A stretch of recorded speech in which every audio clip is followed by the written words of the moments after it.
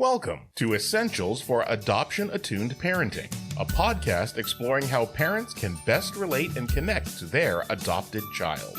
If you have adopted, or even if you are thinking about adopting, this is the show for you. Discover tips and tools for adoption attuned parenting. This is the podcast for building a strong foundation for your adoptive family. And now, from growing intentional families together, here are your hosts, coaches and adoptive parents, Susan, David, and Gayle Swift. Hi, this is Susan from San Diego. Welcome to the Essentials for Adoption Attuned Parenting. We're so glad you could join us. As always, I am here with my co-host, adoption coach, author, adoptee activist, and my colleague at Growing Intentional Families Together, Gayle Swift. Good morning, Gayle. Good morning, Susan. Yeah, good to see you. It's good to see you too. Yeah. Say, you recently wrote a great blog post discussing 9 things we can do to keep our kids safe. I'd love for us to discuss that today. That's a great idea, Susan. As I noted in the blog, adopted children feel even more intensely the primal need to feel safe. And we as parents, and as adoptive parents especially, need to be thinking about how we can make our children feel safe in a world that is currently experiencing many events that make us all afraid, adults and children. It seems as if violence is permeating our world, whether it's here in the United States or thousands of miles away.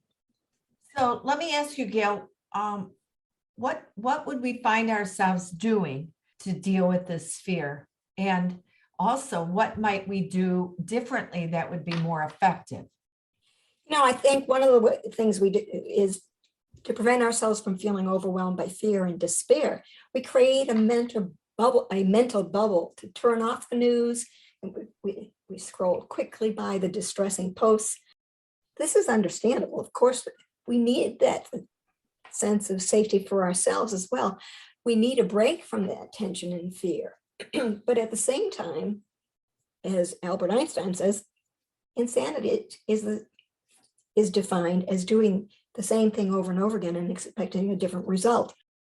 Thus, it is predictable that until we start to do some things that are different, we will get the same results.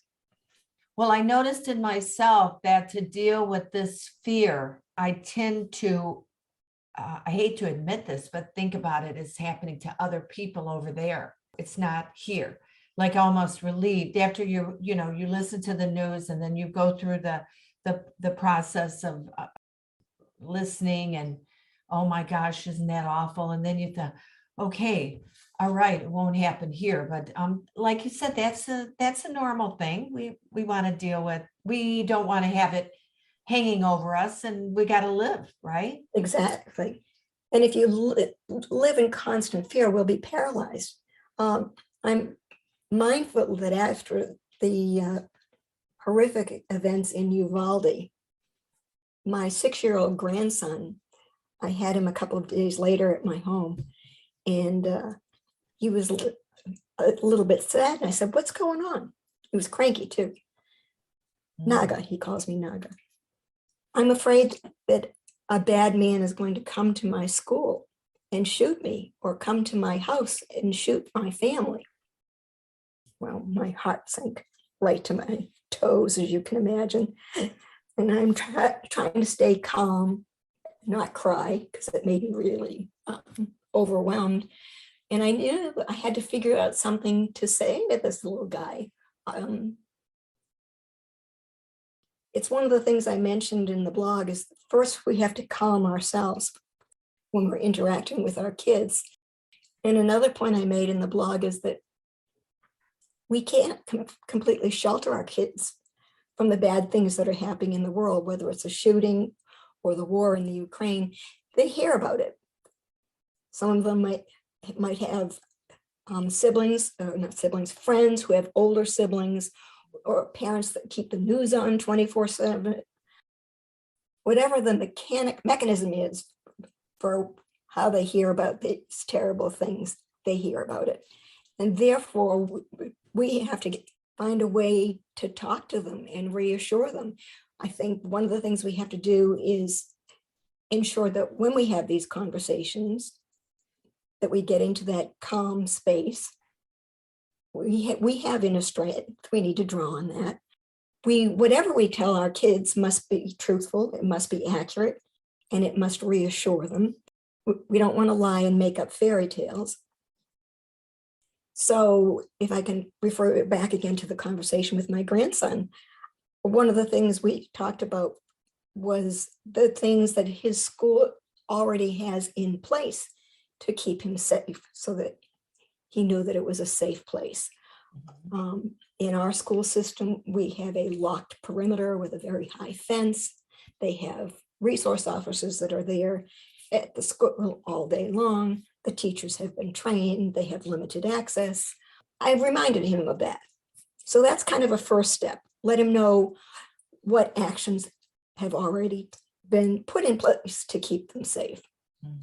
Then I think, Susan, one of the next things we can do is have a conversation about what are their ideas of how they can be safe in a challenging situation, so that they don't get in the mindset that they always have to be rescued. We want them, sad enough to say, to be able to think on their feet in a crisis, right? Yeah. And if they're always expecting someone to hand them the solution, they may not be able to do that. We also had a conversation about why we can trust people and who we can trust. So we could go through a laundry list of people at their school, people in their neighborhoods. My grandson rides dirt bikes, so people that are at his dirt bike competition, things like that. Can you think of some other things like that, Susan? Well, right now I'm struck by the fact that can be a difficult conversation. I like your suggestion about knowing what your schools have in place to keep them safe and review that. So that kind of goes back to get yourself the correct information, like be familiar with it. So often we hear what the school does, but we don't really where's the list? Let me see what they do. And, in the school handbook, and read it together. Right, and they have drills. Even the littlest kids have drills. And as adults, we know we can never create a totally safe environment. We don't need to share that with the kids. They're little, so we want to give them some sense of hope and comfort and security. Then one of the other things we talked about is one of the ways to make our schools and our neighborhoods safer is to make sure that we make it a happy and pleasant place for everybody that lives in the neighborhood or is in the classroom or is in the school.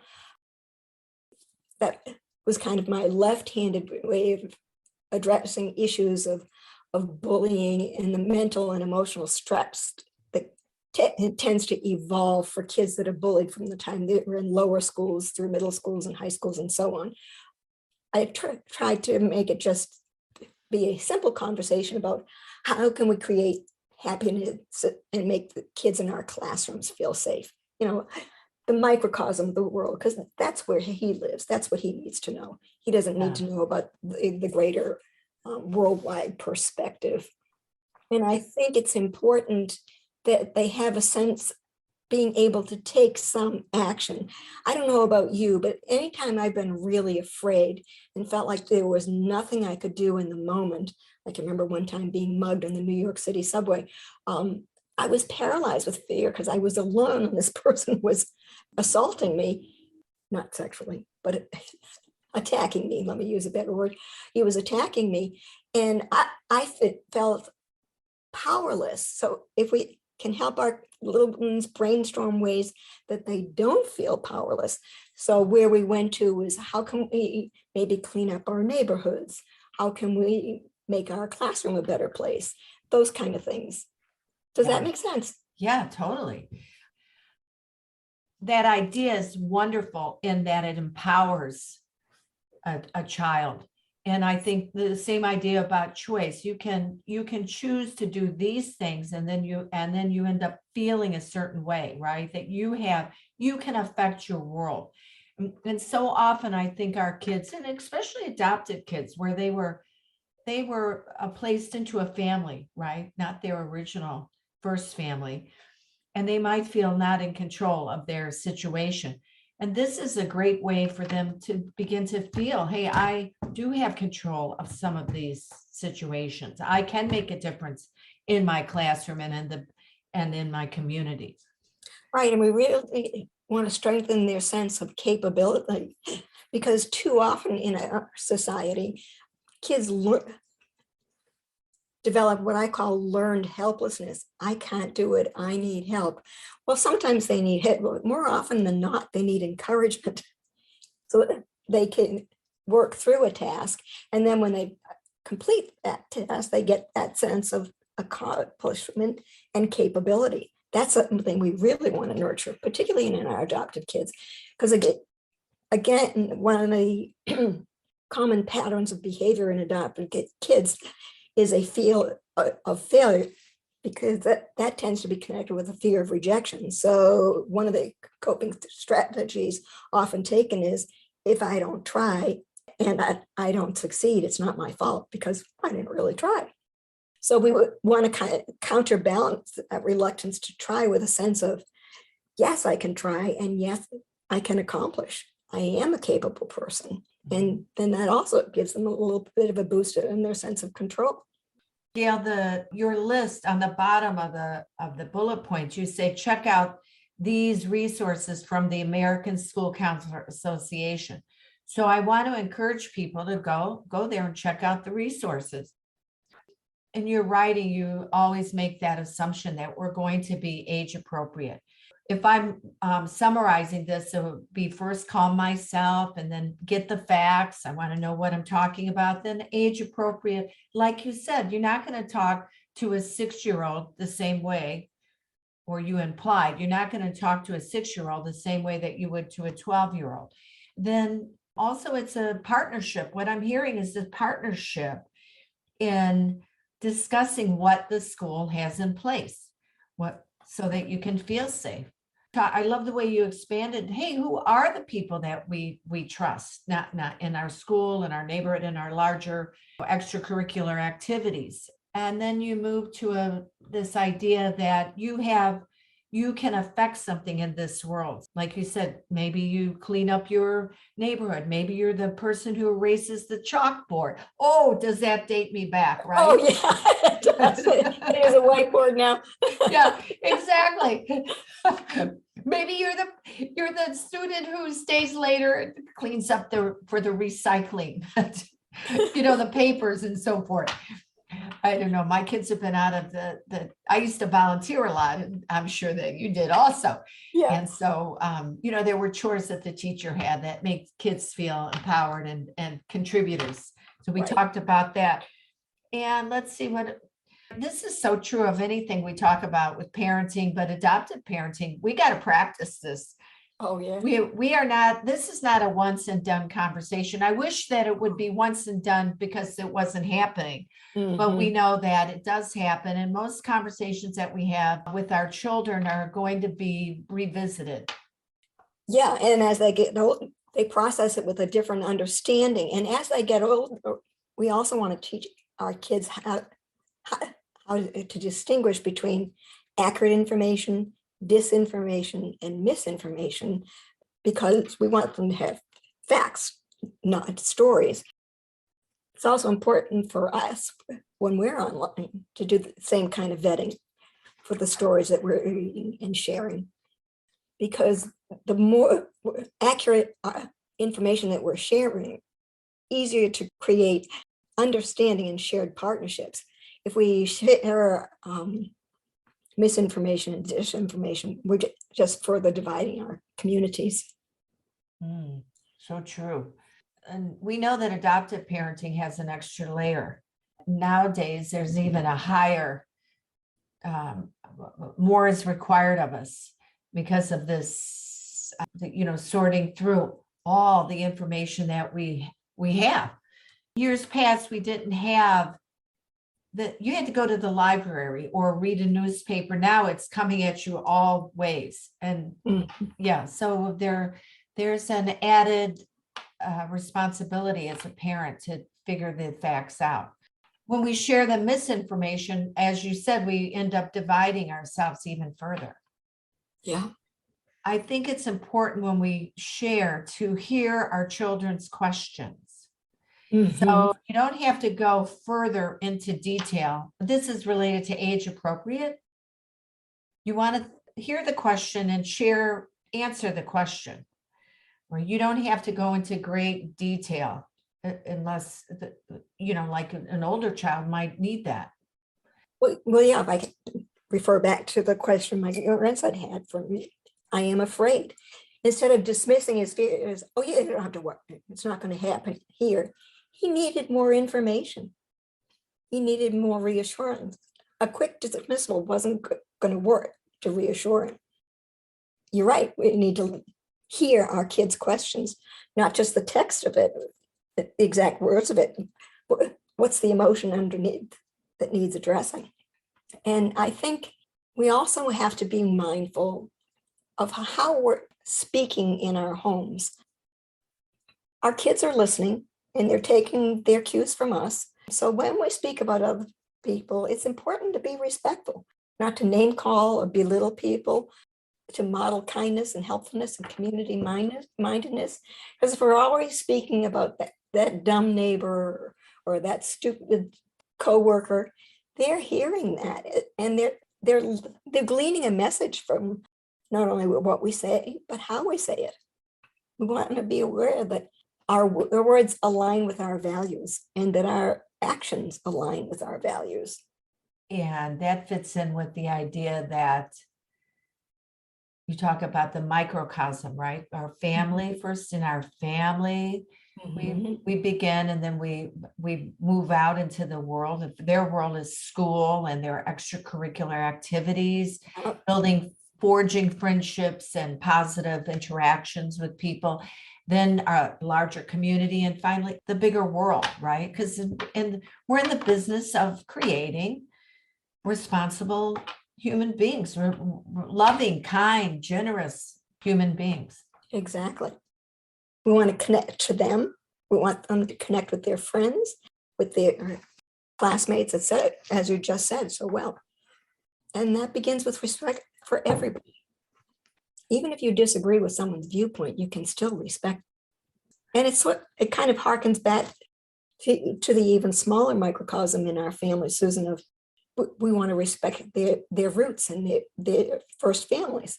So the way we speak about them also must be grounded in respect and kindness.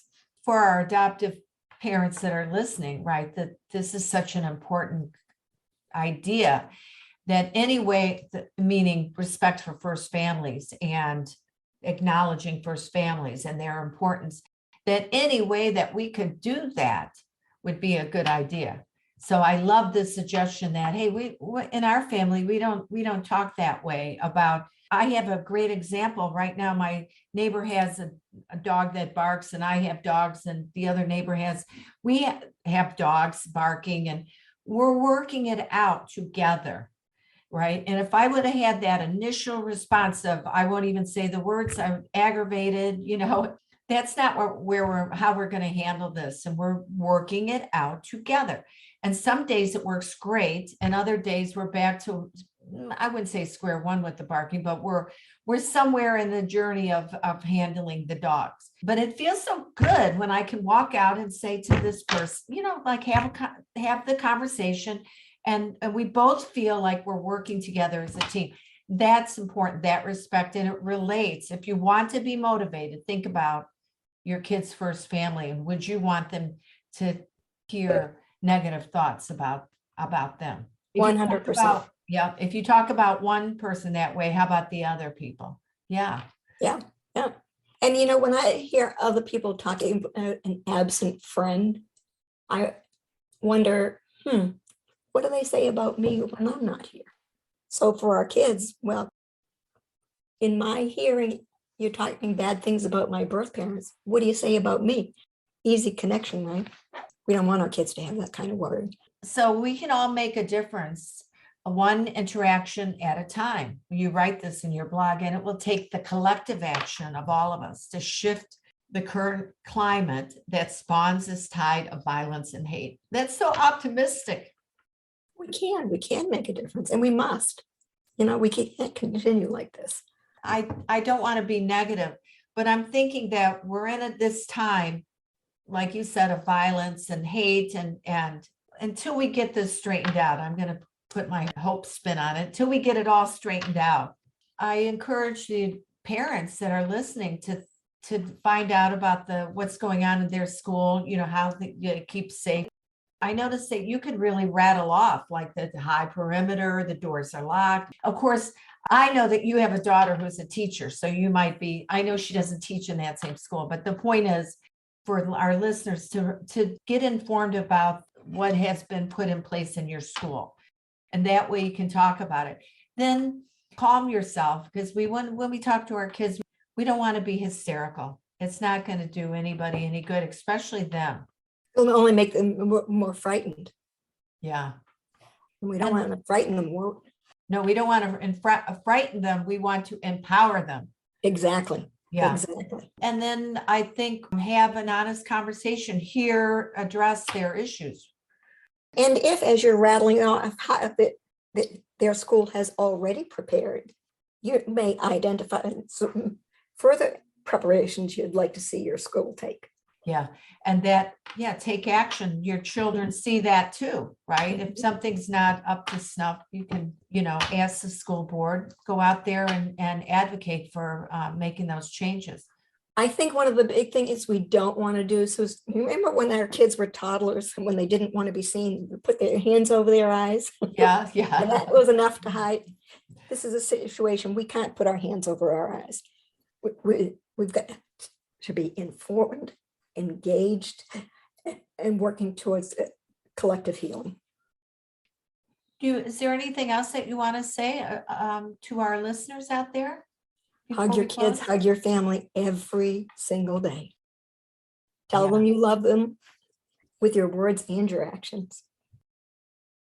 And I love, Gayle, what you shared with us. I hope you don't mind me sharing, but you said when your adult children call, you say, "Oh, hello, I'm so glad to hear your voice," or "I'm so glad you called." Isn't that what you say? I do. Yeah. That was kind of to overcome the sense of, oh gosh, they only call when they need something. And that's not true. Sometimes pop into my head. Anchors me that, yes, I am glad they call, because I have friends whose kids never call. So I am glad to hear their voice. Yeah. So when those kids get in the car, right, when you pick them up in the carpool line, don't forget to say, "Hey, I'm glad to see you." Of course, but they don't want to hear it, or they're not always listening, but they hear it. They do. The unconscious picks it up. Exactly. Yeah. All right. So remember that these are our observations as coaches and adoptive parents. And we know that each person and family are unique, and their experiences may be different from ours. Yet our hope is that you'll consider adoption and attunement practices as a guide for parenting your adoptive family. Susan and I invite you to share your experiences with us. Go to the Growing Intentional Families Together Facebook page to leave your comments. We'd love to hear from you. We invite folks to visit our website and read our blogs. There's lots of great free content, and you can subscribe to our monthly newsletter as well. Tell us what's going on in your family, and let's talk about it. We'd also like to let you know that Growing Intentional Families Together coaches are available to present workshops in person or online. And as I said in our previous broadcast, and we're in the process of creating a special new webinar series for those individuals who are just beginning to think of adoption as a way to create or expand their family. It answers the what you need to know, who can assist you, things you need to know but didn't even know to ask about.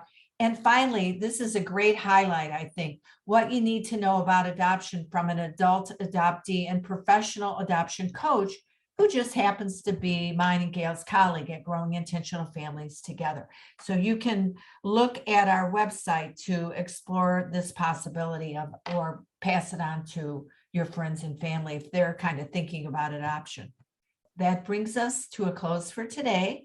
I'm Susan from beautiful and always sunny San Diego. Remember to hug and kiss those kids of yours. Indeed. And I'm Gail from an equally sunny place, Florida, where hurricane season has already started, the Sunshine State. And remember, adoption matters. Talk about it, read about it, learn about it. Till next time, so long. Thank you for listening to Essentials for Adoption Attuned Parenting. If you liked the program, please leave a rating and review on iTunes to help us spread the message about building strong and connected adoptive families. If you'd like more information about growing intentional families together and their adoption coaches, as well as to sign up for your free coaching consultation, visit giftfamilyservices.com. We have enjoyed being with you and invite you to join us again next time for another Essentials for Adoption Attuned Parenting.